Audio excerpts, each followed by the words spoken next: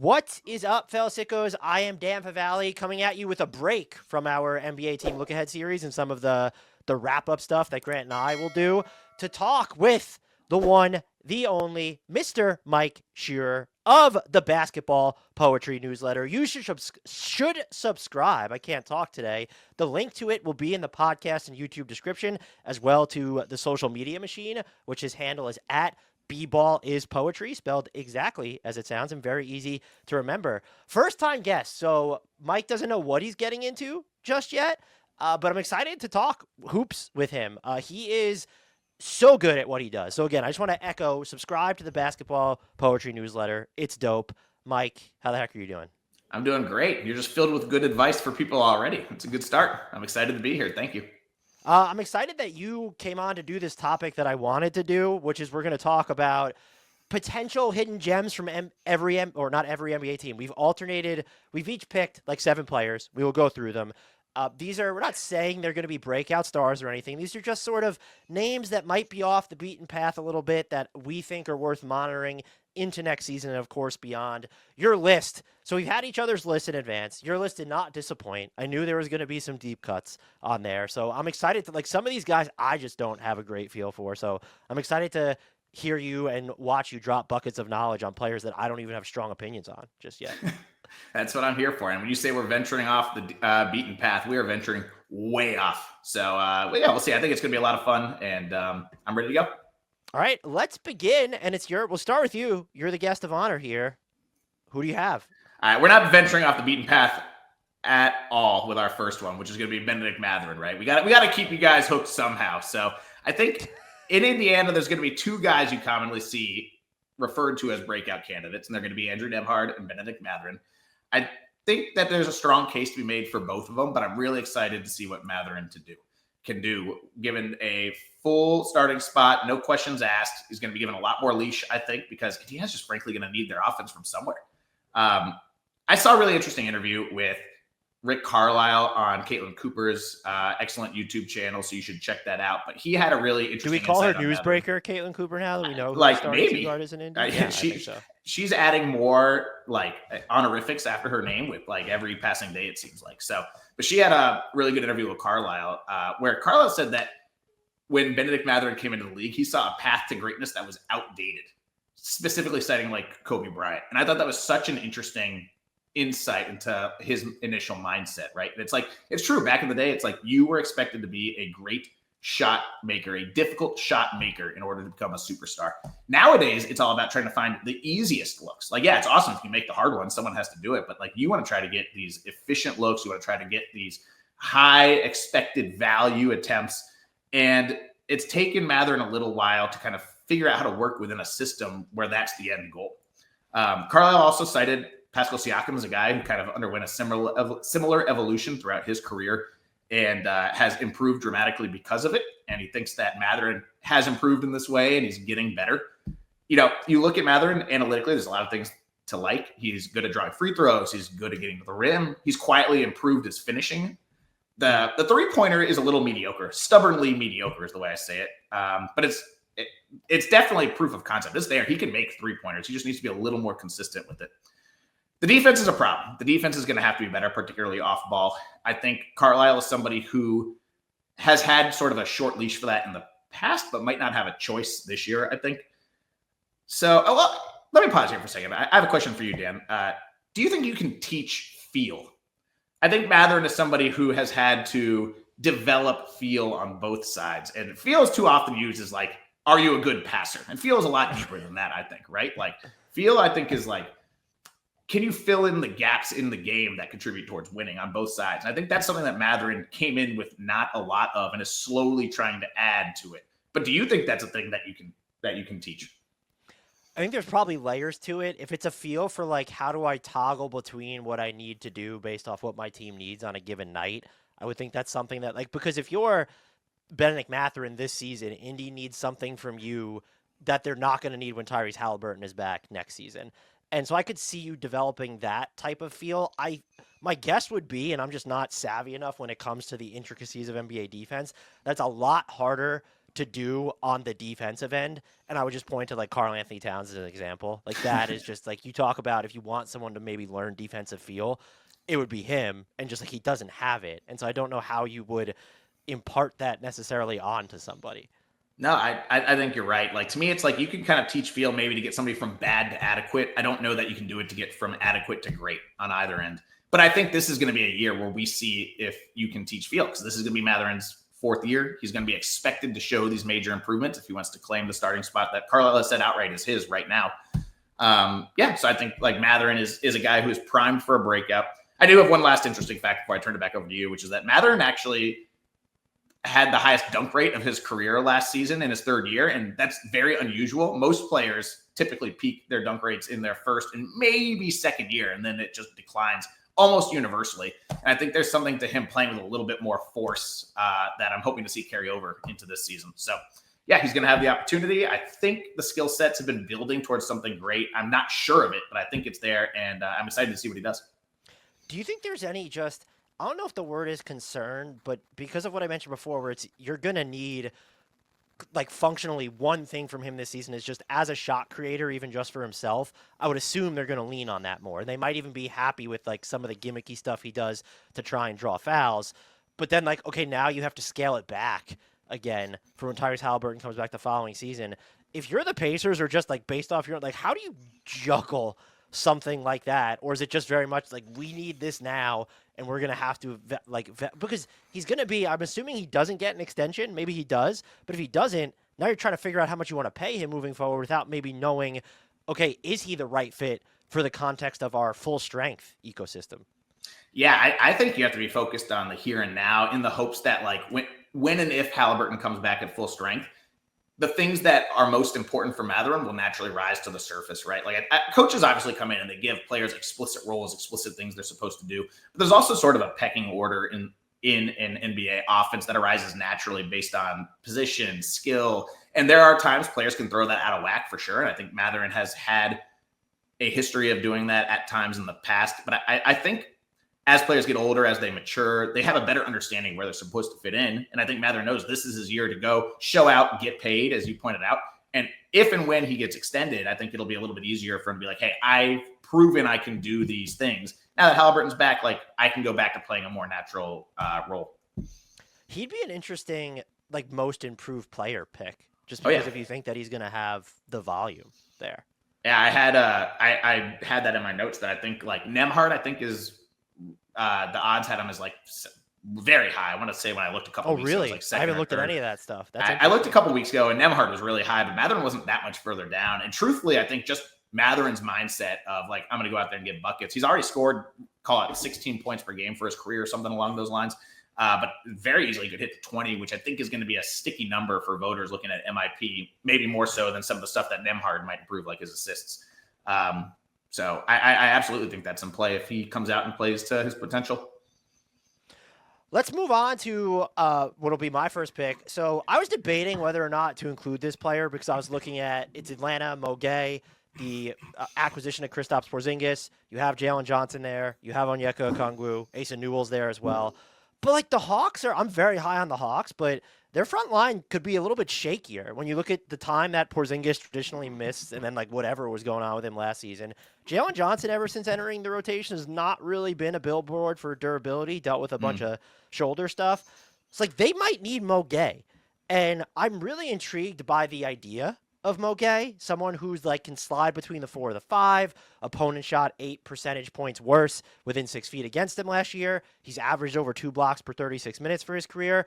He took like a lot, like the share of his shots that came from 3 last year was high. It was like almost 50% or whatever. He does not make them is the other problem. There's also like real potential for him to do stuff around the basket. But again, the finishing is an adventure and their percentages aren't great.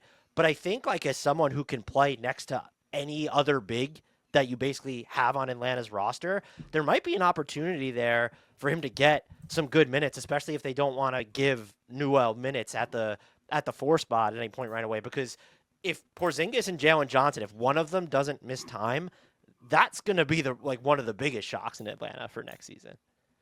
Yeah, totally. And Gueye's funny, man, because I can't prove this, but I swear he takes the biggest strides in the NBA. Like when he's caught out of position, he's trying to catch up and make a block or get back to where he's supposed to be. He can cover an insane amount of ground, like Giannis levels amount of ground with one step. Yeah, like I think you nailed it. Like he's willing, but not quite able to make the 3-pointer. And I think that his fit as sort of a stretch 4 is a little more theoretical than actual right now.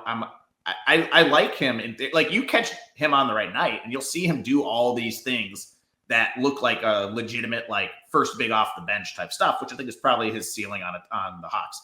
The problem is it's hard to get him to do all those things every night. You kind of have, you might see him hit a couple threes one night, and then the next night you might see him get a couple steals or have a block.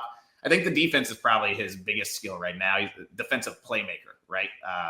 Actually being a strong space defender is something he's still learning, which is fair because he's played like 50 NBA games or something. Even last year when he was a starter for much of the year, he played less than half the season. So it's hard for me to disentangle what Mo Gueye is now versus what he could be 100 years further into his career. But I do think your point about the Hawks is right. They have a very peculiar front court. There's a surprising amount of like flexibility, I think, in a lot of their players, including Gueye. But what that also means is like roles are very versatile right now. There's a lot that could happen that it's hard to pin down until we see what these guys look like in action, particularly given the injury concerns of the Porzingises and the Johnsons, who I love. Yeah, so I'm interested in Gueye. He's only played 50 games. It's tough for me to say with confidence like where he's going to fit in onto this team if they're all fully healthy. I don't know if it's a concern, but you mentioned like him as a theoretical stretch 4. Do you feel okay with him at the 5? Because one of the other qualms I would pick is just there's not a lot of physicality to his game, and it feels like that's why they even upped the share of his minutes at the 4. I mean, some of that was roster construction stuff, don't get me wrong, but it's that if you don't trust him to necessarily hold up, is this someone who needs to get stronger, or do you see the potential for him to get more physical? I remain just decidedly undecided in that arena as to what position he'd be best at. Like, yeah, breaking case of emergency at the 5, but I think almost like he might have to be better off at the 4. Like if he at least needs to finish better through contact on the offensive end if you want him to be able to play like the 5 role, maybe like set the stronger screens there. So, and I just don't know where most of his minutes are going to come this year when you look at the makeup of the roster, because if Jalen Johnson's just healthy, 35 minutes per game at the 4 just gone right off. Right. Yeah. And that's a bummer because I think defensively I like Gueye best as sort of like this roamer, lurker, Jaren Jackson type where he can just like run around and cause havoc, right? Like I don't know that his gifts are maximized as a 5. He is big enough theoretically, but to your point, like he has to be a little bit more forceful if they want to hold up with him in the middle for more than a minute or two at a time.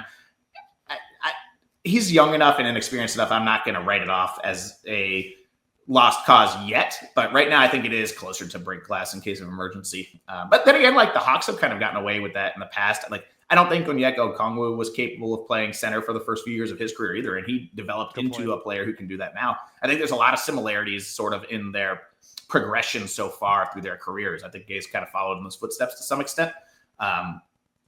So it's there. I'm not optimistic, but I'm not going to shut the door on it either. Who do we have for your next pick? Oh, yeah, I'm excited about this. Yeah, so I went with Neemias Queta. Hopefully I got that right for any Portuguese listeners out there. Queta's a guy who's kind of flashed for a long time, but he's never been given enough opportunity to really make it stick. I think he's somebody who is quietly going to really benefit from just having a guaranteed 20 minutes or so a night coming forward. I think there's a lot that once he settles down a little bit and he feels more comfortable that he's not going to get yanked after every foul. Like I think his strengths are going to shine a lot brighter. And truly you could pick almost any Celtics center for this spot, right? I know you're a Chris Boucher fan who's on the team now. I think like Luka Garza is going to have a random night where he scores 21 points and people are going to lose their minds in Boston. But to me, like Queta's the guy who's like, he's got legitimate NBA center size. He's the biggest man on the court more often than not. And he uses it well. Like he sets some massive screens. He's a great offensive rebounder. I think he's got pretty good hands for someone his size. It's not necessarily his calling card, but this is not going to be a team that has a lot of amazing passers necessarily either in Boston. Like I don't think they're going to be throwing these crazy no looks that he catch him off guard. You know, when he catches a pass, it's going to be like a system pass that was expected to be there. He'll be able to turn and mash on somebody. So it's not that I think Queta necessarily is going to have this sudden like growth in skill set so much as he's finally going to be given a chance to go out there, play really hard, which he's good at. He's improved his foul rate over time. That's always been his big, bugbear, is like he just fouls the crap out of people. He does that slightly less. I think he's still learning the intricacies of being a shot blocker versus being a rim protector.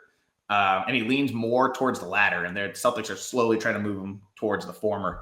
But I'm hopeful that this is just a guy who just really needs to have 20 games with 20 minutes, and I think he will be so much more comfortable in that role. I think the dearth of other options is really going to help him, I would assume. Right. But if he's not, like, what's gone wrong in Boston if Queta, or I guess what's gone right, like who's the breakout candidate with Queta's not getting minutes? I'm curious how he'll be impacted by, I guess they still do have plenty of spacing. If you throw Jaylen Brown in there, you have Derek White, Sam Hauser can shoot the hell out of Peyton Pritchard. Because, like, generating the rim pressure will be important to what he does on offense. I am intrigued. He shot like almost 50% from floater range last year on it. I think it was like 40-plus attempts, too. So that's semi-interesting.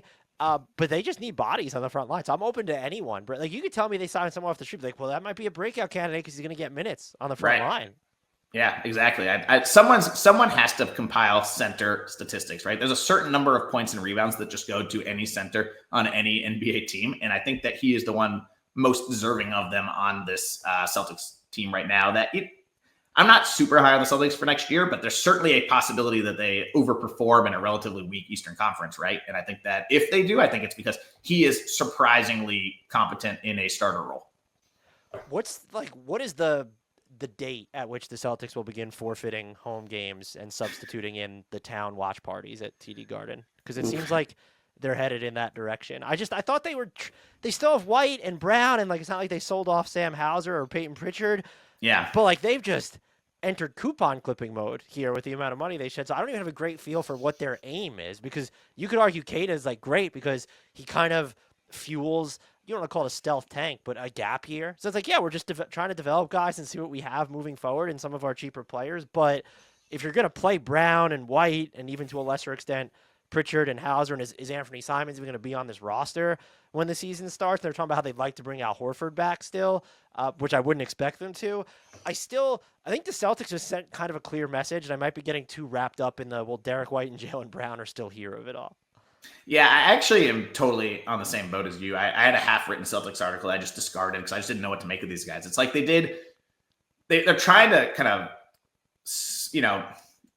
run this middle road where they're not quite tanking into a gap year, but they're not quite remaining as competitive as they could be. And I don't really know where that's going to leave them. It's just, the East is just going to be so hard to predict after the top couple teams. Some of these teams, maybe Boston, maybe Miami, are going to end up being better than we think. And it might be the exact same team. Some are going to be way worse than we think. And it's really hard to tell right now, at least for me. So it's going to be, it'll be telling to see if they do something to bolster or subtract from their center rotation, midway through the season.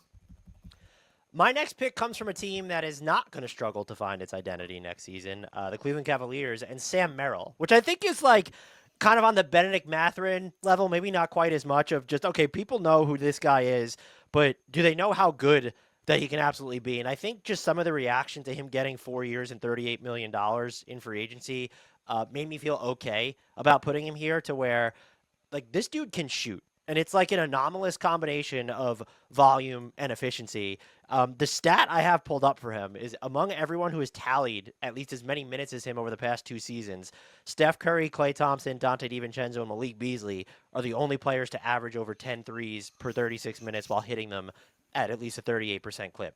That is insane. When you Pretty good company. When you look at the level of difficulty on some of his looks, what I think is just, I appreciate the various methods in which he can just bombs away. Like, it's coming around screens. He can do the stuff from a standstill. He has the escape dribble to his game. He doesn't take a lot of twos, but it seems like he's improved at dribbling away from aggressive closeouts and can spray the ball out to other shooters if he gets moving. I like him as just this guy. Your offense of possessions will never stall out because of him. And I don't want to say he's good, but there's like a serviceability to the way that he plays defense. Like he will try to fight through screens. He's not super big, but there's like a toughness there. And I'm wondering if that in a relatively crowded Cleveland rotation, even without Ty Jerome. You have Lonzo Ball coming in here. If Dean Wade and DeAndre Hunter are all healthy at the same time, if Larry Nance Jr. is healthy as well, this might be the year we see some Jalen Tyson minutes, like as a sophomore. Even Craig Porter Jr., like when you lose Ty Jerome, are you going to want the half-court dribbling element that he provides? I'm curious to see where his minutes end up, like in just this gaggle of options from Cleveland. But I'm going to assume because they paid him that he might be in line for like a fairly prominent role with this team, more than we've seen over the past couple seasons. And I think that that's going to end up being really good for the Cavs. Yeah, I'm a big Sam Merrill guy. Like, I think the calculus, and I'm oversimplifying here, but if the calculus for Cleveland was Lonzo Ball and Sam Merrill or Ty Jerome, and I guess maybe Isaac Okoro, I think that they probably made the right call. I think Merrill is, as you pointed out with your stat, is one of the legitimately greatest shooters the NBA has today. And these are not just like, I'm going to stand in the corner and shoot threes, although there is lots of that. Like, this guy is zooming around, right? Like, this is a real honest to goodness movement shooter, which is a rare skill in the NBA than I think people realize. The only hesitation I have with him here is that he was playing, 20 minutes a game for them last season, which is kind of a lot. It's, unless he becomes a starter, it's going to be hard for him to find like too much more than that.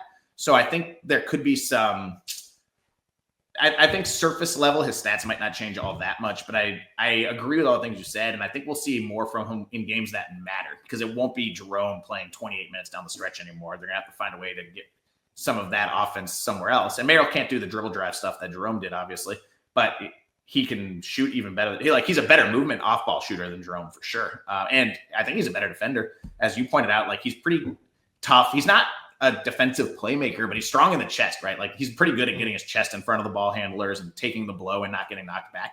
And that's all you have to be when you can shoot like Sam Merrill. Do you worry at all? This is like more of a Cavs macro question, but it seems like the thing they might miss most about Ty Jerome that you're probably not going to get from Sam Merrill or Lonzo Ball is just someone who could come in if you want to have Donovan Mitchell off ball, or if there's no Garland or Mitchell, and we know that Garland gets hit in the face like 80 times per game, so he can miss time. Do they have that half-court playmaking element there in that third guard?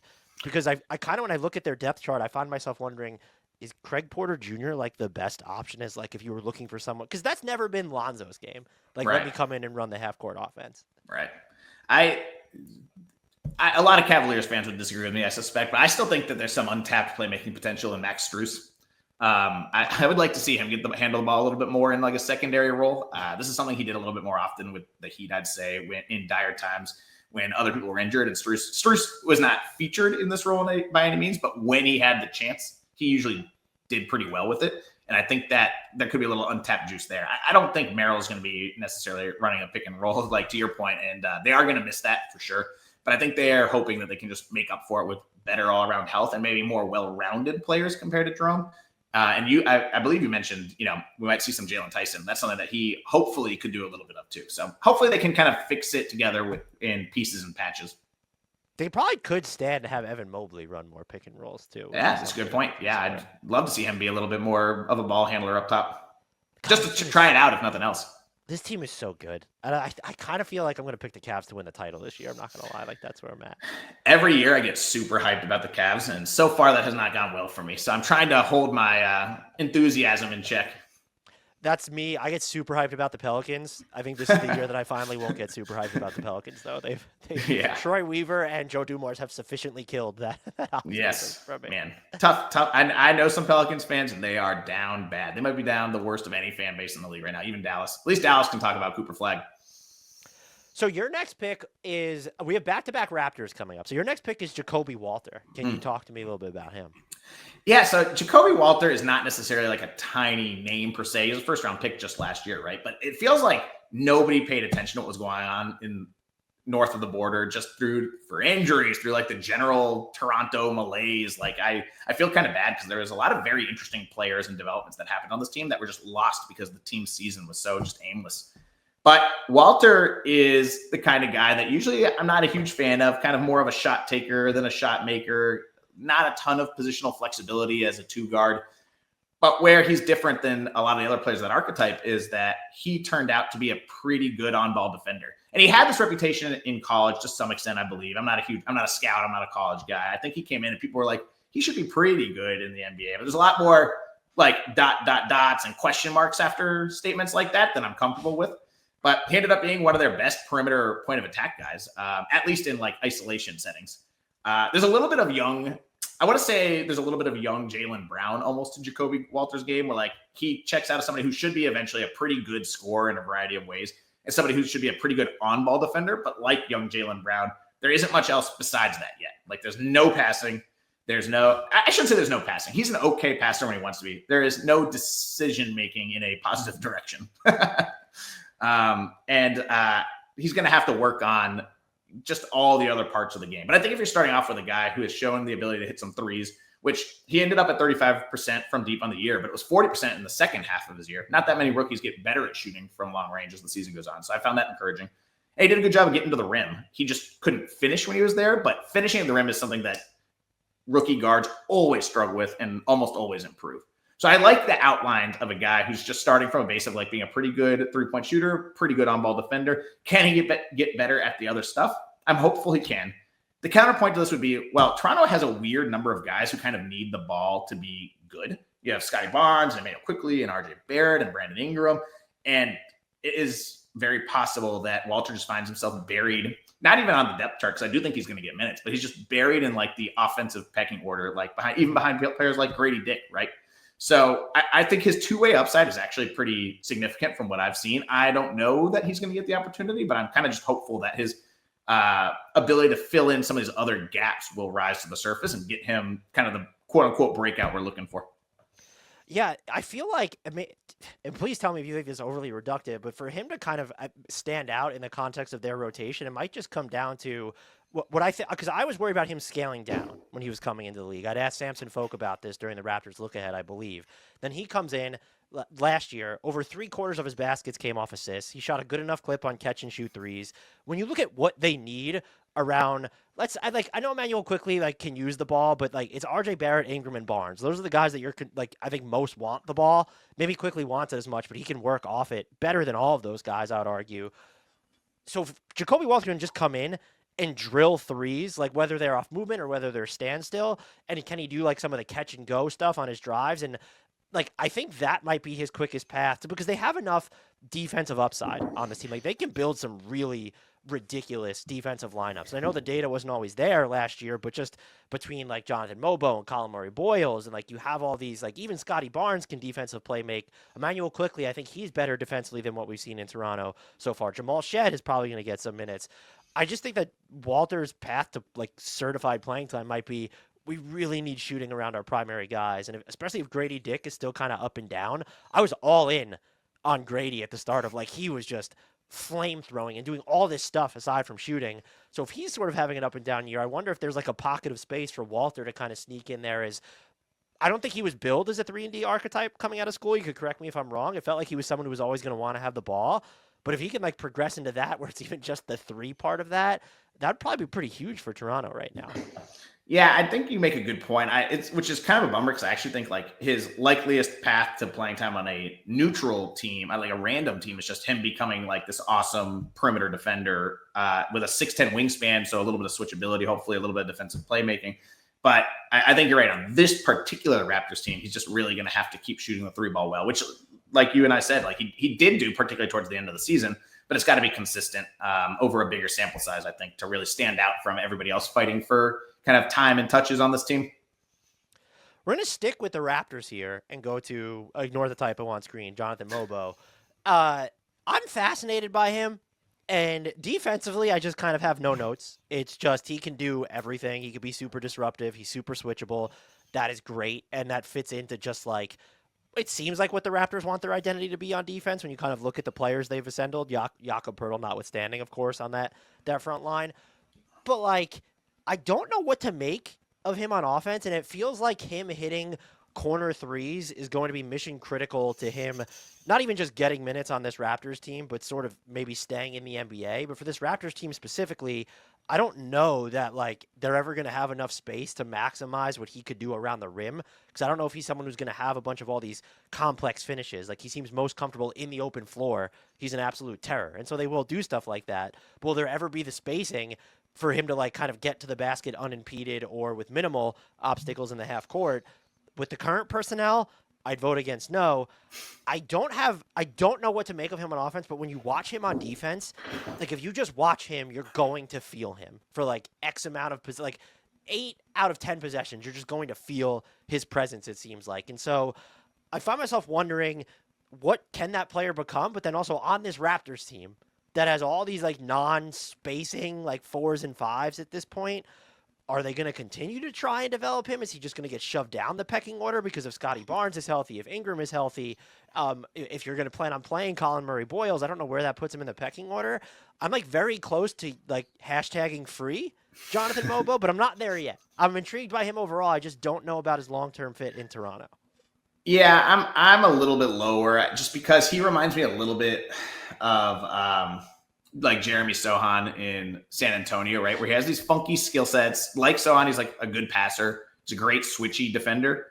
But also like Sohan, the scoring touch isn't really there. Like the corner three you mentioned is something that he needs to find, but he also just needs to make his layups. Like he was not a great finisher, as I recall. Which is going to be, if you can't really score from anywhere on the court, your offense, you have to be so good on the other end to make up for it. And he's just so undersized. And it's not a question of effort. Like he tries so hard. He's very fun to watch. Like he is somebody who like I definitely would put on an all heart team. I don't know that is necessarily going to get him a massive contract after this. So I like the idea because I like the switchiness. It reminds me of Bam Adebayo at his best in Miami. Although again, Sohan's probably a better comp just because he's a little bit smaller like Mogbo, but pokey hands, love that. But he's not a great screener either, so you can't use him as like sort of like a pick and roll lob threat kind of guy. The jumper's not there, the finishing's not there. He just has so far to go to make an offensive impact right now, even if I love what he's doing on the other side. And is there like, do you even view just like their like, and now they have Mamu in the mix as well. It was probably like their only floor spacing, like 4. I mean, Scotty Barnes should probably count there, but I was almost hesitant to put him on. I'm fascinated by his defense, and I was hesitant to put him on this list because I was trying to find guys who might have a chance at having a role next year. And I think if the Raptors want to be good, I don't know that like Mobo is like factoring in. Like, would they be more inclined to play even Shamshay than him right now? And again, there's the CMB of it all. They have so many. This roster makes no sense, and yet I'm wildly intrigued by it. Yeah, there's a lot of guys that you're like, oh, this guy definitely needs 20 minutes a night, and then you add it up, and you have 2 full teams a night playing instead of 1, and you're like, somebody's going to get hurt real bad by the roster crunch in Toronto, unless it's like last year and there's just injuries up and down the roster. And I think Mogbo really thrived sort of at the end of last year when they gave him a bigger role and he was able to do a little bit more stuff. So I don't want to ever say that there's no chance he's able to like break out, but things, to your point, things will have to go wrong for the Raptors if Mogbo has a breakout, I think. Your next potential hidden gem is Brandon Williams, one of the players I have the least amount of feel for in this exercise, in case anyone's curious. Well, I would say you are not alone in that. Brandon Williams actually was in the NBA a few years ago for Portland briefly, and then he went and played, I think, overseas for a year. And then he came back, and he was part of that like ragtag Mavericks group when they were rationing out their two-way players because they were about to literally run out of bodies, and then they'd have to like forfeit games theoretically. It was a crazy situation, but what that meant is for like somebody like me, who I'm just trying to like learn as much about guys as ever. Like there was a lot of guys playing for the Mavericks. I'm like, I'll probably never see this guy again, but just in case, let me watch a few games and take some notes. And Williams, if there's one thing you need to know about Williams, is that this guy cannot be kept away from the rim. 50%, I think it was 48% of his shot attempts came at the rim last year, which for a smaller guard is an insane number. This is an insane number for almost anybody, but particularly for a smaller guard. 6'3"? What is he listed at? On a good day, he's 6'3". If you're, generous with the measurements. And he's not like a super like strong, like run you over kind of guard either. Like he's just like insane. He has a nasty handle. He's got a killer step back. One of my favorite things about him, this is like a weird quirk of his game, is he loves these sideways finger rolls. So 99% of the finger rolls you see are somebody running straight at the hoop and finger rolling it up from directly in front of them into the basket. He goes past the basket, reaches over his shoulder, and then finger rolls it with no backboard into the rim. It's very odd. Doesn't seem like it should go in, but he actually is a pretty good finisher, so I guess it's working out for him. Williams is not like a great defender. His three-pointer has been kind of inconsistent. It was okay last year. We'll see if that sticks. I don't know. But he gets a lot of steals, pushes really hard in transition. And I just think guys who are, like rim-seeking missiles deserve a spot in the NBA. On a Mavericks team that doesn't have any other point guard besides D'Angelo Russell, think that he'll have an opportunity if he can keep up his finishing from last season. So that's what I'm hoping for. They kind of tested the boundaries of his finishing when you look at some of the spacing in those lineups, and I would argue that there's a chance it gets worse this year. So he's really going to, like, he'll have D'Lo and Klay Thompson, but you're almost going to be playing two non-shooters at the 4 and the 5 if Anthony Davis is your 4. And then it's Najee Marshall, what is, like, PJ, okay, fine, there's PJ Washington. It's just their offense is going to be weird, and so someone who does stuff, like, there should be just his player type until Kyrie Irving comes back. Like, they need someone to soak up those minutes. So they'll have the opportunity. It's another guy where I think last year, okay, what was he at, 64, 65% at the rim? Within that spacing that was around him, that is fantastic. I just wonder if, like, the spacing around him somehow going to get worse this year. Yeah, and he's also not going to be necessarily a great fit at point guard. I think he's a point guard size, which is why he's probably going to get slotted in there, and just because, like you said, the lack of other bodies. But truthfully, he's probably better off as a 2. There's a little bit of overlap there with Jaden Hardy, not necessarily in the way they play, but positionally and size-wise, that could, make for a battle for some spot minutes. But yeah, I mean, you just look at this team. It's like Najee Marshall was playing point guard for them last year and probably will play some this year. They're going to run Cooper Flagg at 1 or 2, according to Jason Kidd. So the spacing will be a problem, but I'm confident that Brandon Williams will at least get to the rim. And if he can make 60% of his field goal attempts from there, then more power to him. Yeah, and I mean, if he's going to shoot, he shot pretty well from 3 last year, right? So if he's going to be able to hit his threes, like, he can certainly play off of whoever they want their primary ball handler to be, whether it's Cooper Flagg or if it's D'Lo or somebody else. Yeah, he's not a super aggressive three-point shooter. I think he might end up having to take more just because of, how clogged it's going to be in the middle. So if he's able to make more, then that'll open up his offensive game even more, of course. But that's just never going to be his bread and butter skill because that's not how he's wired, right? Like, it's there are some guys who's like, no matter where you put him, he could be playing, pickup somewhere. He's just going to get to the rack every single time, and that's Williams. So I've always said, and I used Marcus Smart as the comp for this, is that there's value in the volume. Like, the percentages do matter, but, like, Marcus Smart had some seasons where he could be a scorcher, but was never a great three-point shooter. But the fact that he takes them, the fact that Lou Dort takes them, like, it just puts an extra layer of pressure on defenses, even if you're not a 5-alarm fire from beyond the arc. So it's good that I have no feel for Brandon Williams because I have, like, no feel for what the Dallas, they're just all over the place. They're so huge.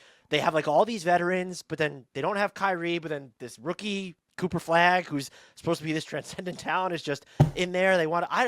That team is going to be like a morbidly curious league pass watch for me. I think it'll be really fun.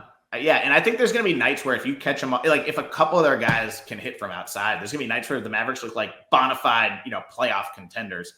It's not going to happen very often, unfortunately. But to your point, they are so big. I do wonder if, like, Williams' is just relentless rim pressure will give them a lot more offensive rebounding opportunities too. So there will be some trickle down positive effects to the volume, even if the accuracy doesn't stay as high as it is.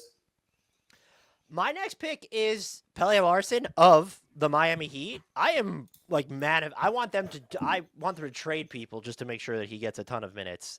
He sold me. I like the outlines of his game going into this season.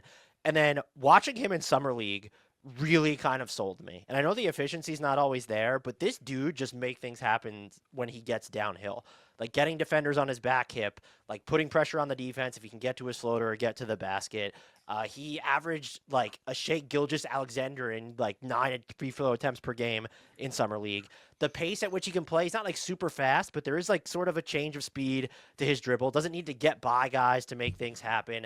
I don't know. The three-pointer hasn't necessarily popped yet, but I think it's trustworthy enough to play him and just have someone who's, can be a pretty good playmaker at his size can just be a luxury. And I'm wondering if playing on a team, can you get to lineups where Norman Powell and Tyler Hero and him are on the court at the same time just to, okay, that spacing is then maximized, or you're going to need some of your other guys to hit their threes, especially if Haywood Highsmith misses any time in the regular season following his surgery. I also think what will help him, one of my takeaways from Summer League would be once he's playing alongside bigs who can catch the ball a little bit more consistently, I think that'll go a long way for him too. I won't go as far as to say that I think he's going to be this starter in the NBA, but I think there's, like, a lot of upside here in Larsson to the point that moving forward, I'm slightly I don't want to say it this way, but like he's more of a mystery box to me than Jaime Hawk is at this point. And I know that we've just seen less of him, but there just feels like there might be something he's elite at, whereas Jaime Hawk just feels like at his best, he might kind of sort of fill a bunch of these different gaps. But maybe I'm also just poisoned by that was kind of a down sophomore year for Jaime. So the most famous Pelle Larsson play is, at least in Heat Twitter circles of which I was a part of back in the day, was sometime halfway through the year. I don't even remember who they were playing, but he poked the ball out from behind somebody in the backcourt, like as the other team was trying to inbound, dove onto the floor, wrestled with two of the other team guys, kind of squirted out. So Pelle Larsson picked himself back up and threw himself on the floor again, 10 feet further away, was scrapping for the ball, squirted out again. And then he kind of wall climbed on the floor, snagged it with one hand and tossed it to Terry Rozier, and he hit a 3-pointer. And so it was 3 dives. Terry Rozier hit a 3-pointer. I was about to say, imagine how good of a passer you are to have Terry Rozier make a shot off your pass. So, yeah, sorry for the straight, Terry, but not really. Anyway, Larsson's scrappy is definitely an appropriate term. The effort level is insane. That results naturally in a lot of fouls. Something that Miami has not necessarily discouraged. They have a higher tolerance for that kind of thing than a lot of teams, I think. See Duncan Robinson, for an example. But yeah, Larsson is a lot of fun. There's a lot of skill there. There's a lot of toughness, which is something that we know Spoelstra loves. Highsmith is injured to start the year. Terry Rozier is pretty useless. I think Larsson's ability to fluctuate between the 2 and the 3 will do a good job of getting him some minutes. I will say Spoelstra tried to play him at the 4 a little bit last year. I can't remember who they were watching in this one either, but he got back down about 30 feet in about 3 seconds. So he's not quite at Kyle Lowry stoutness in the post, but there's definitely at least some potential for him to be some uber classic Miami, uber duper, super small ball 4. Yeah, do you think that he'll get real looks this year? Is there a chance that they're going to be more invested in Kasparis Jokic, playing more minutes maybe off rip? I think his chance will be in the beginning of the season. If we don't see him in the first 10 or 15 games, I think it's going to be a long season for Larsson, because I do think Miami typically does not rush rookies in. You saw it with Khalil Ware last year. It took a while for him to earn his spot out there. I think that's been true for a lot of rookies in Miami's past, even some of the more highly regarded ones. And like I said, with Highsmith injured, I think there is a path for him to stand out in training camp and earn some minutes there. And if he can make a good initial impression, Spoelstra will definitely give him a look. Spoelstra gives everybody a look at some point. That's one thing you can say about him. Other people would say he's inconsistent and leads to confidence issues with his players sometimes. But I think if you're at the 12th man on Miami, which Larsson's not, but even if you were, you're going to get a look at some point on a Spoelstra team. So I think he will get a chance. I think it'll be the first few weeks of the season. And if he can take it, he'll establish himself. I'm up again because we're going to lead into your next pick as well. I have Terrence Shannon Jr. from the Timberwolves, who has been deemed too good for Summer League in consecutive Summer Leagues at this point. And I feel like you very rarely see somebody who can generate the type of pressure that he can on defenses, but is also, maybe this guy can hit his threes as well. And that's what he feels like he could be on the offensive end. And I think right now, just the defensive intensity that he's going to bring, and he's just such this strong dude. I feel like he was one of the, not that this maybe would have mattered, perhaps he leaves anyway, but this feels like one of the biggest reasons why the team was okay, quote unquote, losing Nickeil Alexander-Walker. I know they're different players, but it feels like they just trust that he can slide in, play a bunch of minutes for them finally, and if the Summer League evidence this year is any indication, he certainly can do that. And so I'm curious to see what does this dude look like when he's playing in this larger ecosystem? Is he going to continue to shoot 38% from 3? We're dealing with very, very small sample sizes there. So I think that's going to be, when you look at Minnesota's offense, even more so than his finishing at the basket, they're probably going to need that shooting element as well around Anthony Edwards or around Mike Conley, or are they going to try Rob Dillingham as a ball handler? Their offense, not for some reason, I think there's legitimate reasons, but that's what I have the question marks for, because we know what they can do on defense, especially with Rudy Gobert, and I think we kind of know what Shannon's going to bring on that side of the floor. But if he can give you some consistent offensive production and quick decision making, catch it, drive, or catch it and shoot, this is someone who I think could be generating some pretty insanely inflammatory takes by the end of the season. Yeah, and this might be the player that you picked that I'm highest on. I love Terrence Shannon. I go to Summer League in person, and I have to say that Shannon in person is even more impressive than when he's off the screen, because his athleticism, his size, his ability to translate like potential energy into kinetic energy faster than anybody else on the court really pops when you're actually there and watching him. I had him. It's interesting that you bring up a Summer League performance, because I'm glad he didn't steal my stat, which was he had 4 assists in all of his Summer League games last year, 4 games, so 1 per game. He had 9 assists in his first Summer League game this year. I'd always pegged him as sort of like a best case scenario would be 3 and D and D, so like threes and D and defense and dunks kind of guy. But if he can actually add some secondary playmaking in that Nickeil Alexander-Walker vein, I think the ceiling on him as a player is so much higher. I was really impressed with his court vision. I was really impressed, obviously, with the 3-point accuracy and aggressiveness this year. I think he had 26 in 3 games. Shannon is a guy who looks like he could be a real force. I don't want to get too crazy here, but I'm like, there is serious potential for him to be a major player, a major starter in the NBA. I think there's very few. I should back up. He played 350 minutes in the NBA last season, right? So I don't want to get too crazy here, but you look at him. 168 non-garbage time minutes too, so it's like even, which is wild. Yeah, so I'm not gonna sit here and pretend like he's proven anything, but if you're going purely by feel and anecdotal evidence and the things that you've seen, there aren't that many weaknesses to his game for what he's looking to be. So that said, he hasn't done anything in the league yet. We will see what he can do this year, because I do think he will be given, as you said, that kind of first look in the Nickeil Alexander-Walker role, spark plug off the bench both ways. He plays with a ton of force, a ton of energy. If he can keep hitting his threes, if he can keep showing off this playmaking ability that I'd never seen before, I'm really excited to see what he can do with it. We have another Timberwolf coming up from you, though. Is not Jalen Wells of the Memphis Grizzlies, surprisingly, as I had a little bit of a mix-up twice before we recorded this podcast. There's just too many Jalen's in the NBA now, I think, is the problem. But no, my guy here is Jaylen Clark. And it's so funny because I told you before we started recording, I'm like, hey, I wanted you to do Terrence Shannon first, because I think that's the bigger name, and I think that's the more likely breakout candidate from just an opportunity sense. And then I went and looked at the numbers a little more closely, and Jaylen Clark actually played more minutes than Shannon did last year. So by default, it should be Shannon coming for Clark's minutes, not necessarily the other way around. But Clark is super fun if you're somebody who likes defense and just relentlessness. Like, Clark was a defensive player of the year in college. Then he tore his Achilles, I believe, on the last day of the regular season back in 2023. Spent nearly 18 months recuperating from it, made his debut in the NBA last year in January, and then he played every game from February on, at least garbage time minutes. And he's out there to do one thing and one thing only, and that's just like create havoc in the backcourt. And he's very good at it. He's got long arms. He's got a lot of physicality in the way that he was able to get away with in the NBA. You don't always see that with young guys. Sometimes they try to be handsy in the backcourt, and refs call them for fouls 80 feet from the hoop, and they get benched, right? And Clark, there was a little bit of that with Clark, but he was able to like steer guys a lot more aggressively than most players of his age. So the defensive instincts, the lateral quickness and agility are still there post-Achilles, which is promising for a lot of different fan bases right now. But I think the thing with Clark is that there was very little offense at all last year. So if you're looking for reasons why he can't break out, it's because he basically didn't play offense. It's not even that he was bad. He shot like 40% from deep, give or take. And the problem is his usage was 11%, which is non-existent. That's like the guy sitting on the bench who catches an errant pass every once in a while kind of usage, I'm worried that he just is never going to be forceful enough on that end to be able to earn the playing time. But I hope he does, because there's a lot of surprising amount of question marks, I'd say, on the perimeter for the Timberwolves.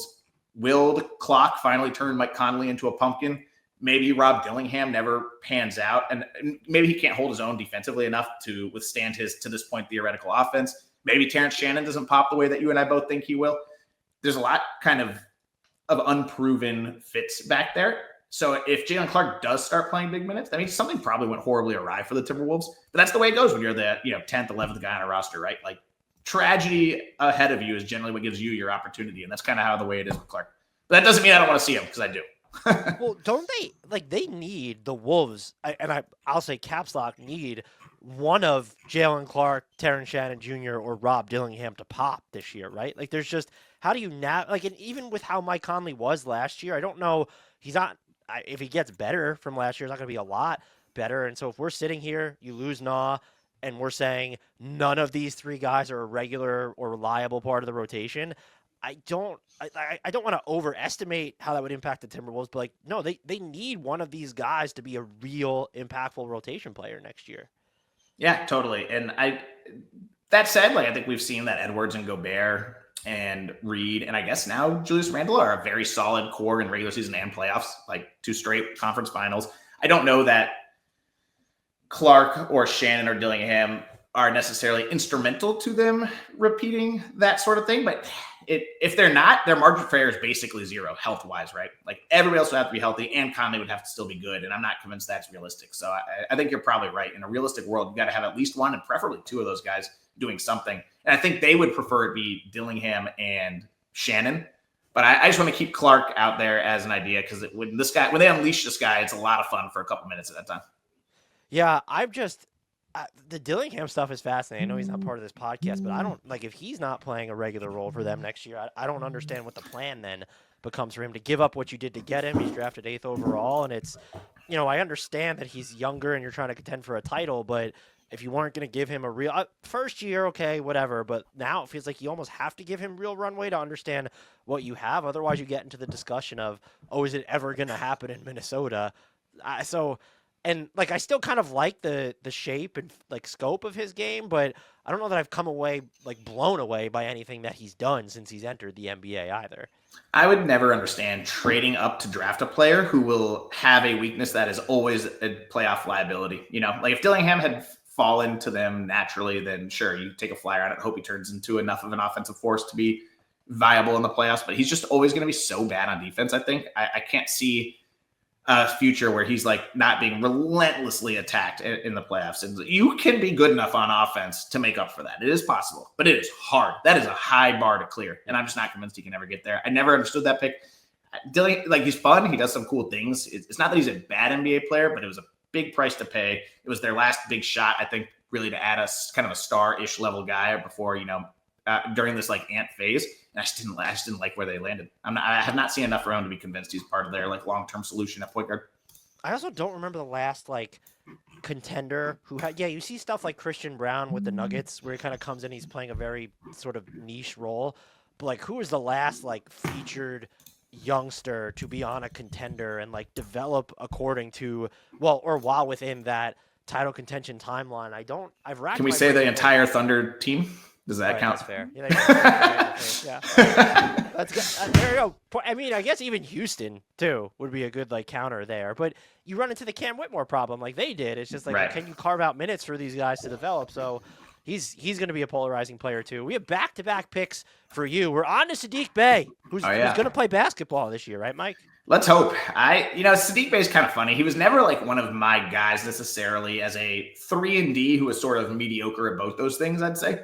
But he's missed a year with his ACL, so that's probably not a good thing. New Orleans so desperately needs a kind of 3, kind of D guy with a little bit of size. Like you look at that New Orleans front court, and it's Zion and Queen and Looney and Misi, and that's 4 guys who cannot shoot a lick. And like Bey isn't great necessarily as a power forward, but he has experience doing it. He's a stocky 6'7". He's a good rebounder when he's not playing power forward. He's just good enough that you can trick yourself into thinking he can play the 4. And he's just good enough of a shooter that he'll stretch the defense a little bit, certainly compared to any of those guys. And let's be honest, the Pelicans are going to be playing a lot of Jeremiah Fears and a lot of Herb Jones, and those guys aren't stretching the defense either. So they just desperately need somebody with Saddiq Bey, even being just sort of okay at both those things, that I think he's going to come in and just weasel his way into like a lot of minutes that nobody saw coming. So this is a fairly known commodity, Saddiq Bey. He shoots a lot of threes. He makes some of them. He's a pretty good offensive rebounder. He's like had moments of pretty good defense that, have been increasingly fewer and further between. But Pelicans need somebody so desperately, even with Saddiq Bey's most seen skill set, that I have to think he's going to get an opportunity. And he's always produced like fantasy numbers when you have give him a chance. So we'll see. Yeah, I mean, they say it's weird. I think so. They have Trey Murphy, they have Saddiq Bey. There's just like there still feels like there's a dearth of shooting on this roster because we know a healthy Derek Queen and Jeremiah Fears aren't going to provide enough of it. I guess Jordan Poole had a bounce back year last season, but I still don't even really understand the theory of one of the cheapest organizations in NBA history deciding, let's give up this expiring contract to add $40 million of money for 2026, 2027. But like Poole is just, I've never been a Poole guy, but I recognize what his offensive value was last year. Like you think he's probably a better like passer or pick and roll player than people give him credit for, but there's also just the peaks and valleys from him are so turbulent. So you're reliant on it's another weird brew of players, and I'm probably struggling to untether myself from what they did in the draft, which was just completely irresponsible. Even if Derek Queen ends up being the right pick, you still like fucked up the move because like you're not going to be. Look at the West. What is the pathway to them being? It's not Saddiq, but with Saddiq Bey averaging 25 points a game on purely 3-point shooting. It's like that's not going to get you a top 6 spot in the West. So, and I hope they play. You mentioned spacing. I said I was going to shoehorn his name in here. Like, uncourt Karlo Mokovic at some point. Like, you want someone in the front court alongside Zion or Derek Queen or even Yves Missi to just space the floor. Like, he could do that. More so alongside Zion, I would argue, would be ideal. And I think he's got more pop to him. I'm not going to say he's going to be a good defender, but I want to see Zion with as much floor spacing around him as possible. And if you're also trying to blend we also want a big man who does big man stuff. That's not Trey Murphy. That's not Saddiq Bey. Like, it feels like Mokovic would be the best bet there. So this team has a ton of questions, but I do agree with your overall assertion of Saddiq Bey that they need him to play a ton of minutes, especially because they're trying to be good, apparently, I assume. They better hope they're at least okay. Bey is – one thing I'll say about Bey is that he actually does have a decent amount of positional flexibility. You know, I've been kind of like – sounds like I'm damning with faint praise kind of because I am, but – Bey is capable of playing anywhere from the 2 to the 4. And the Pelicans, actually, if you look at the roster, are very positionally inflexible. There's just not a lot of guys who can slide up or down more than one position. And I think Bey is somebody who has proven that he can go anywhere from the 2 to the 4. And he'll just find his way into lineups where they just need somebody who can go rebound, which they are terrible at, and go defend a little bit, which like they're terrible at, but he's not going to be worse than Jordan Hawkins, you know? So yeah, we'll see where he slides out. But low-key, I'm like kind of interested to see how Saddiq Bey does on the Pelicans. My next pick is going to be a Champagnie. Listeners of this podcast will not be surprised. That is Justin Champagnie, though, of the Wizards.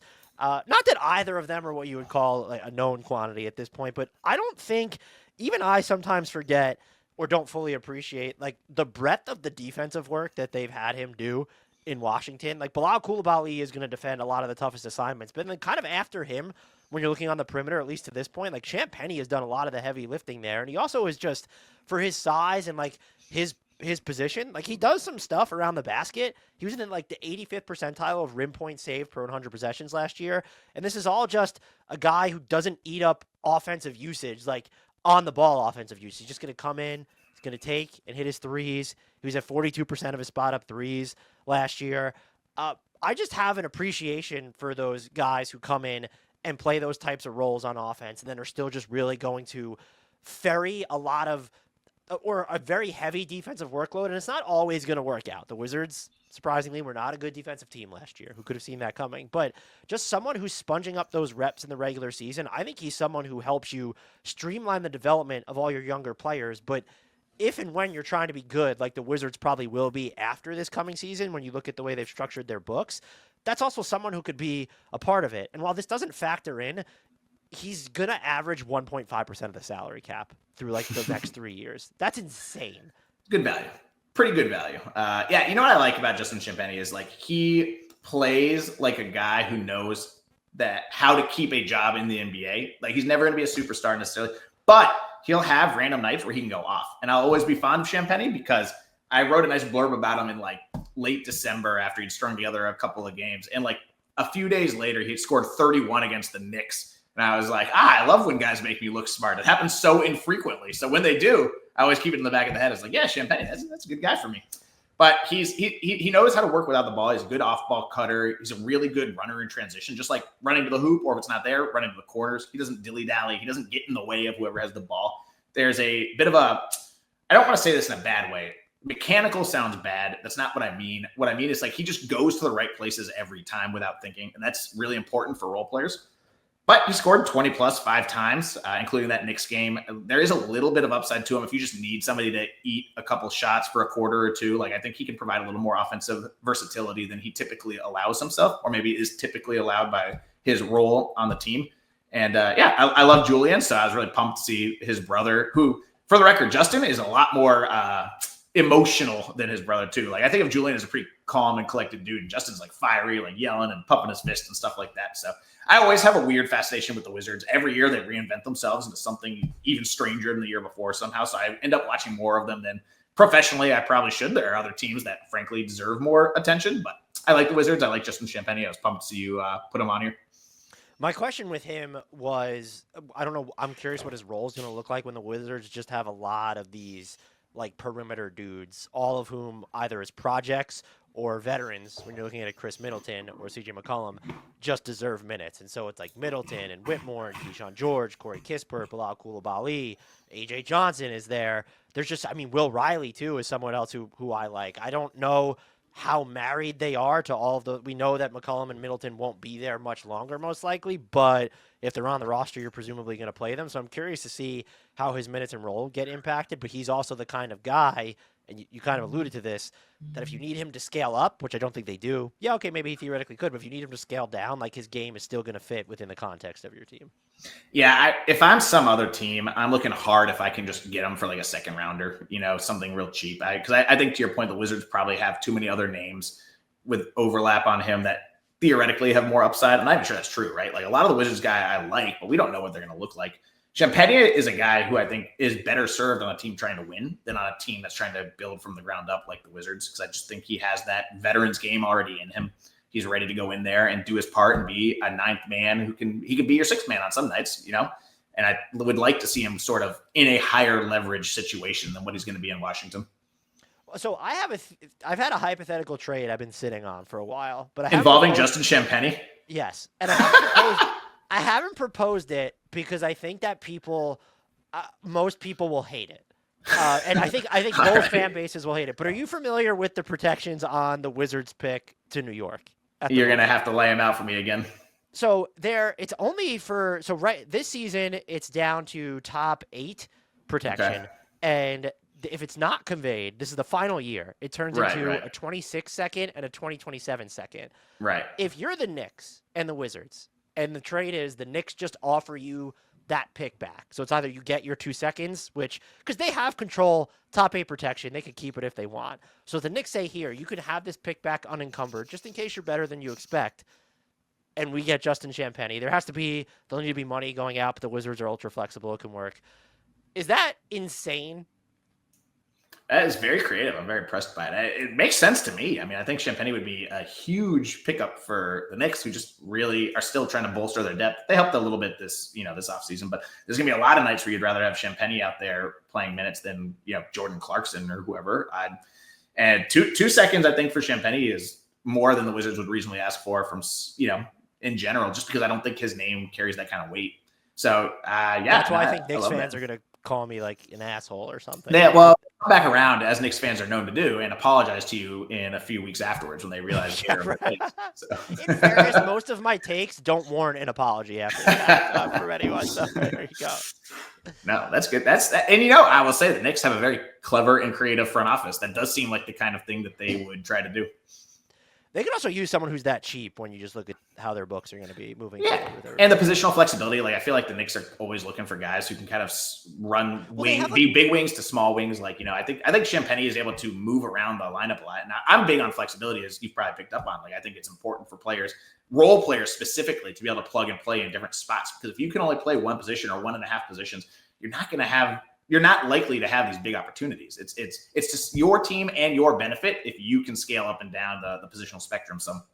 It feels like everyone's least favorite players now are just the pure 2s or the pure 4s, which would support your point there. Yeah. And that goes back to my Jacoby Walter issue, I think, a little bit too, right? Like, I think he is basically just going to be a pure 2 for his whole career, which is not something I typically prefer. You don't think he might have more defense than is typically associated with pure 2s? He does. Yeah. 100%. That's what it's not like, who's a good example? I don't want to pick on Cam Thomas right now, but I think that's certainly how people think of Cam Thomas, right? Is like, he's the score first, score second. That's all I do kind of too. And that is not Jacoby Walter. I think Walter's got a lot more defense than that. But he is not a guy who's going to be playing a lot of point guard or a lot of small forward and power forward either. So your next pick fascinates me because it implies, to me at least, that you don't think Jalen Green should be considered the point guard over Devin Booker in Phoenix. You have Collin Gillespie. How are you feeling about him? So let me start by saying that for my last pick, I almost went with Guy Santos on the Warriors, not necessarily because of any one thing Guy has or hasn't done, but because they have about 4 players under contract. And like anyone who's on the Warriors right now is in line for 400 minutes a night. But I ended up with Collin Gillespie and a guy that I think really came on at the very end of last season. And March basketball is such a fascinating time because you have to throw out the team results entirely. The question is, what of the crazy player outlier performances that you're seeing have some meat to them and what are just pure fantasy, right? And that's always the difficult part for everybody, like from coaches to media people like ourselves. So Gillespie came on, he did all his damage at the end of the season when he finally got a little bit of burn after 1 year as a kind of lightly used nugget. And I just really liked what I saw from him. There's a lot of Tyus Jones, former teammate Tyus Jones in his game, mixed with like maybe a little bit of TJ McConnell's nastiness. But Gillespie came in. He was a great game manager, very high 4.6 turnover to assist to turnover ratio, which was right in between Chris Paul and Kyle Lowry for context. Unbelievable shooter from outside, both off the dribble and off the catch. We're still talking very small samples even across 2 seasons, but this dates back to his college days. Like the dude's always drilled it from beyond the arc when he gets the ball, when he gets a shot up.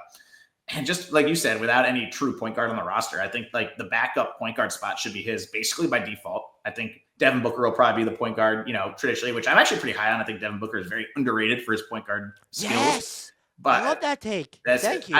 Went back right after Chris Paul left and Booker played point guard for the first time. I wrote a whole article that was comparing all the tricks he had picked up from Chris Paul during their overlapping tenure that I thought was really fun and really interesting to see Booker evolve in that way. But I don't think Booker even likes playing point guard full time. I would agree, but isn't it like kind of when I was just making fun of the Jalen Green thing because it just feels like semantics to say that Jalen Green is the point guard because there are positions, I don't know how much value I ascribe to the actual designations of them anymore, but like you're going to try and tell me that you want Jalen Green running the majority of your offense over Devin Booker.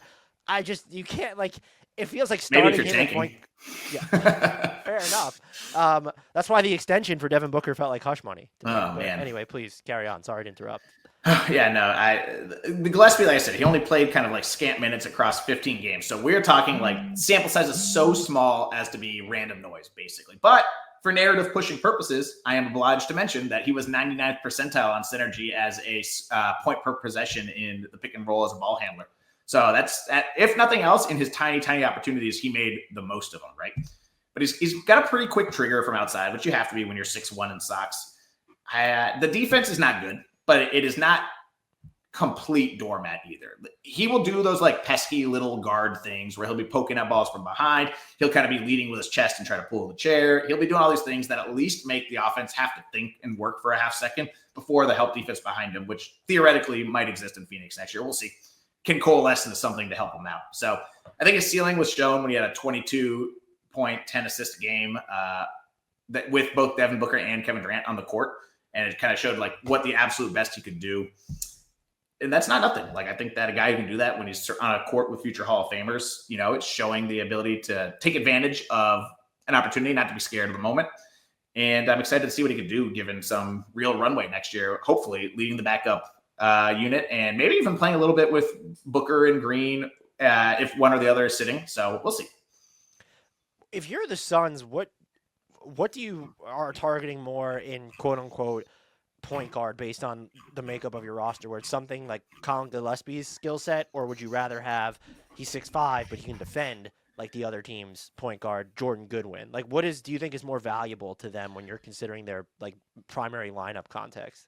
Well, ideally you'd get both. It'd be a Lonzo Ball situation, right? But that's obviously hard to find. And I think this team is just not going to be a good enough defensive force, I think, probably to make any noise, no matter who's at the point of attack for them. So they really have to lean more into the offense if they want to be able to realize whatever aspirations of success they have, which I'm not high on the Suns whatsoever. But I think their path to being relevant in the West comes through them just being a top 5 offense, which is hard for me to see. But having a point guard who can take the pressure off Booker and Green, knock down every 3-pointer given to him, and also, run the offense, streamline things is probably more important to them right now. But I mean, they need a lot of things. Let's be honest. Phoenix needs a lot of things. So he did. Well, I don't know if you remember the game, and apology if you already mentioned it. He saved their season at one point. Remember, that was the narrative. I can't remember who they were playing, and I'm sure I posted about it in the moment, where it was like, oh, Collin Gillespie just say everyone after it was like, maybe the Suns have really turned a corner. Like Collin Gillespie came in and pumped in like whatever it was, like 15 or 17 points or something. So kind of has that in him too, and it's like he's probably going to play. Like when you're looking at aside from Green and Booker in terms of guards who can handle the ball.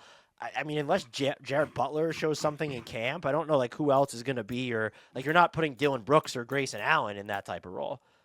Yeah, and I do think that he has the kind of like feistiness that coaches like that bring, the energy. Like I mentioned McConnell before, and I think this is where the comparison is. Like Gillespie doesn't have like Tyus Jones like mid-range craft. For some reason he has no floater game. He prefers to take these like 8-foot pull-ups instead of just like a one-handed floater, and he cannot get to the rim at all. That's not going to be as necessary on a team that has, the two stars at guard already. But I completely lost the thread of what your question was. I'm sorry. I got distracted. Oh, just it feels like he's in when you're just kind of looking at after Green and Booker, like who else are you going to trust to generate any type of offense for themselves or for others? Like he's their best ball handler. So unless you think that Jared Butler is going to pop in camp or that you want to see Dylan Brooks or Grayson Allen in that role, and I think we all know the answer to that question is no.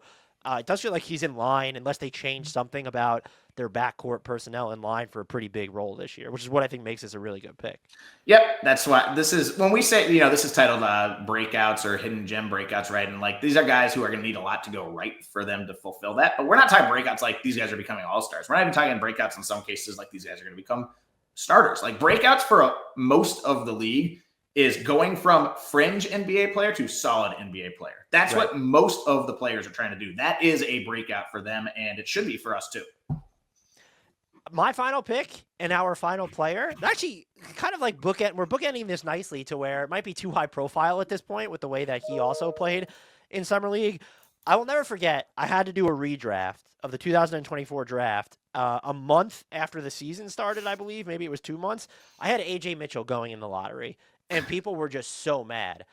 This dude can just play, and I'm convinced like he might be the player who single-handedly helps keep their big three together longer than people anticipate because he's on a cheap deal now. The role he's going to have is going to continue to repress his price tag, kind of like a Kenrich Williams situation. He defends with just an intensity that is incredible for someone at 6'3". I like the way he navigates the floor, whether he's trying to fight screens or if he's defending away from the ball, can provide some help. When you're looking at him on offense, I think he showed a lot more self-creation and playmaking in Summer League. That's something I don't know how much OKC is going to tap into when you look at like the scope of their team right now.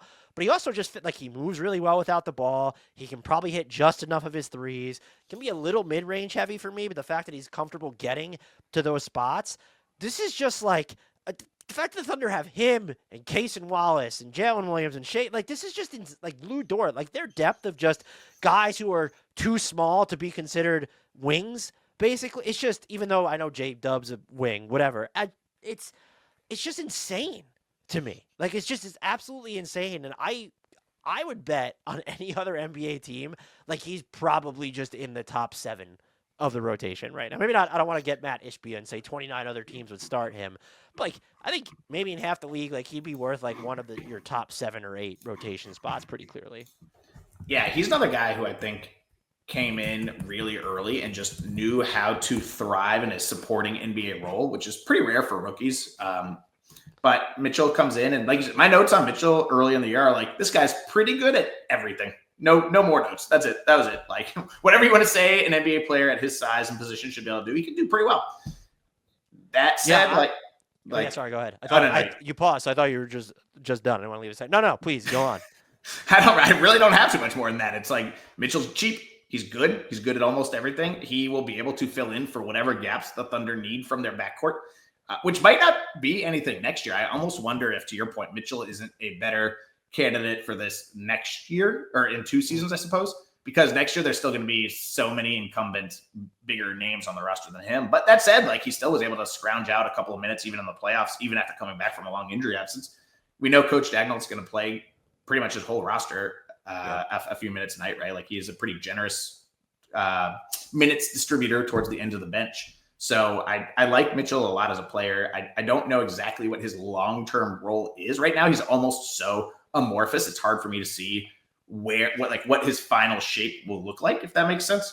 But I think he can be he can wear a lot of different hats, and that's helpful.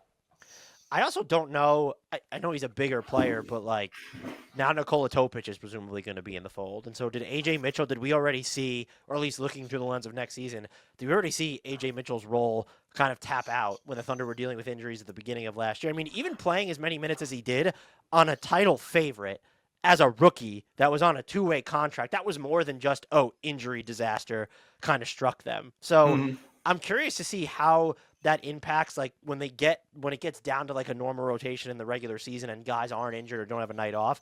I'm curious to see where he factors in, because they do have more equity in theory invested in Nikola Topic than they would Ajay Mitchell. But I think Ajay Mitchell is going to be way better at filling the defensive gaps, and is probably he's the better off-ball offensive player. I think he was at 37% on his above the break triples last year, and even like his mid-rangers, they do tend to come in within the flow of the offense too. Yeah, I mean, do you think Presti's somebody and Dagmar are somebody who really cares about like your pedigree up to this point, though? You know, like I hear all the things you're saying, I agree, but I almost feel like they are very much a what can you do for me right now, because we're trying to win championships right now organization. Like I don't think that Topic will get special treatment necessarily. I think that if Mitchell comes out and he's playing the best, he's the guy who's going to get the most minutes. That's probably fair. There's just so many guys on that team. It's crazy to think. I will tell you that my deepest, darkest fear as an NBA writer is we're about to enter this golden era of Thunder basketball. Not because I have any dislike towards Thunder basketball, but I remember the narratives when it was like Warriors and Cavaliers in the finals every single year. And I wasn't necessarily writing about basketball back then, not like this, but it was just like that sense of inevitability doesn't matter as much to people who are watching basketball just for the love of the game, but it matters so much for the discourse around the season and what like the average fan who turns in to watch a game, the TNT game once a week is watching. And I just think that like if we're going to enter a period where the Thunder win 3 of the next 4 championships, it's going to be tough for those. I think it's going to be tough to come up with like interesting storylines throughout the year, basically. So that's my kind of like what I'm most worried about. And I'm worried that Mitchell will be a contributor to my downfall as an NBA writer. I mean, I guess that's a good point, but it seems like we're still set up to have like some real mystery going on in the Eastern Conference for years to come, just because the Knicks aren't really young, the Cavs aren't super young, and they're getting expensive. So, and who knows how the Celtics rebuild themselves? So you could become an exclusively Eastern Conference NBA writer. Isn't that exciting? That's what we all dream about. More Chicago Bulls content, please. Oh God, no, please, no. Mike, this was really great. I appreciate the stuff. Your content is amazing. This was amazing to finally get to talk to you. Are you able just to tell our listeners where they could find you and all the fantastic work that you do? Yeah, so I'm kind of all over the place. You can find some of my stuff at Hoops Hype, Center Hub, a few other places. I think the main one, though, I want you to focus on, please, is Basketball Poetry. So check that out. I write 2 to 3 times a week there.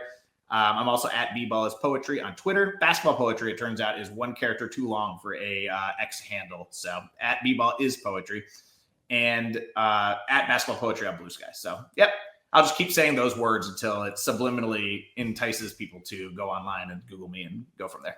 Well, the links are in the YouTube and podcast even better as well, so you can find him that way. And the work he puts out is incredibly in-depth. So once again, this was great. Thank you for giving me so much of your time. Doing just 80 minutes on this exercise was a blast to get to chop it up with you. And rest assured, I will be pestering you again down the line. So until next time, and as always, we leave the shout out to the one, the only, the indelible, the real hidden gem, but we couldn't pick him because he hasn't signed his max NBA contract just yet, Mr. Frank Ntilikina.